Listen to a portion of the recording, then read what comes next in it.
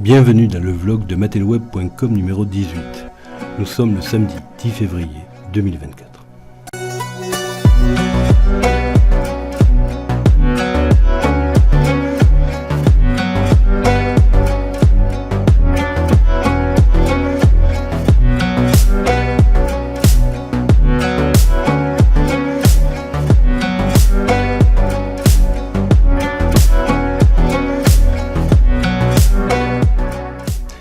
Nous sommes du mauvais côté de la barrière et nous allons le payer cher. C'est en substance la réflexion que je me suis faite en écoutant l'interview de Vladimir Poutine par Tucker Carlson. Vous avez certainement vu passer beaucoup de commentaires et je ne rajouterai pas le mien. Je me contenterai d'un simple message à l'adresse d'une profession qui s'est suicidée. Vous, les salopards de propagandistes, journalistes, terroristes occidentaux qui participaient à ce crime contre l'humanité depuis maintenant plus de 4 ans.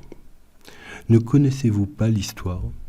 Ne savez-vous pas qu'un jour viendra, et je le crois proche, où ce pays que vous aurez jeté volontairement dans le plus opaque des brouillards par vos articles et vos journaux télévisés, appelant en permanence à la peur de l'autre et maintenant à la haine de l'autre, ne savez-vous pas que malheureusement, à ce jeu de la guerre, il est un temps qui lui succède, celui de l'épuration.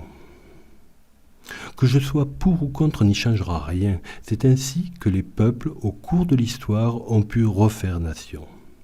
Vous, les journalistes, vous avez trahi un peuple de presque 68 millions de personnes et cela fait beaucoup de monde en colère.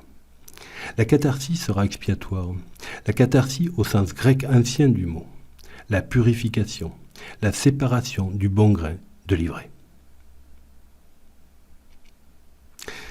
Sans transition, j'avais envie de vous parler de ces casques de réalité virtuelle que nous commençons à voir fleurir sous forme de vidéos sur notre fil d'actualité, avant d'ici quelques mois de les voir dans nos rues.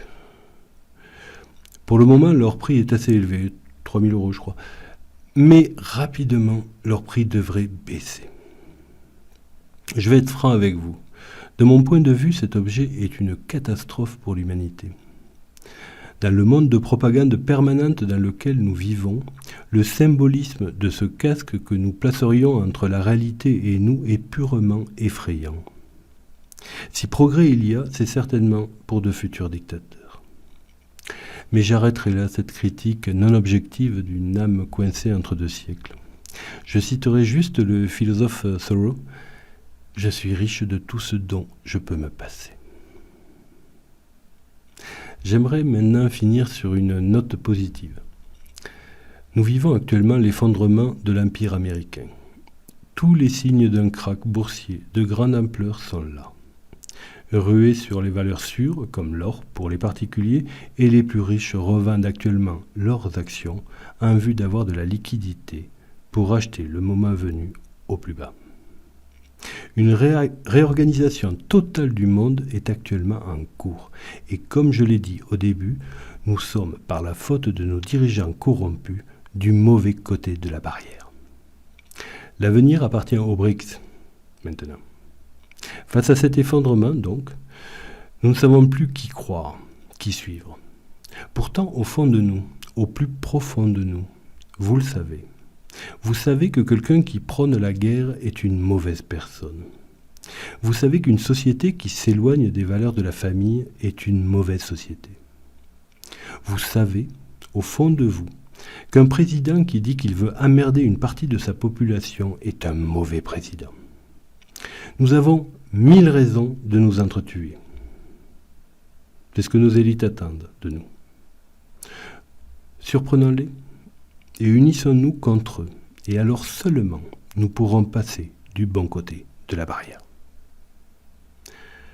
Je vous remercie pour votre écoute et je vous dis à la semaine prochaine.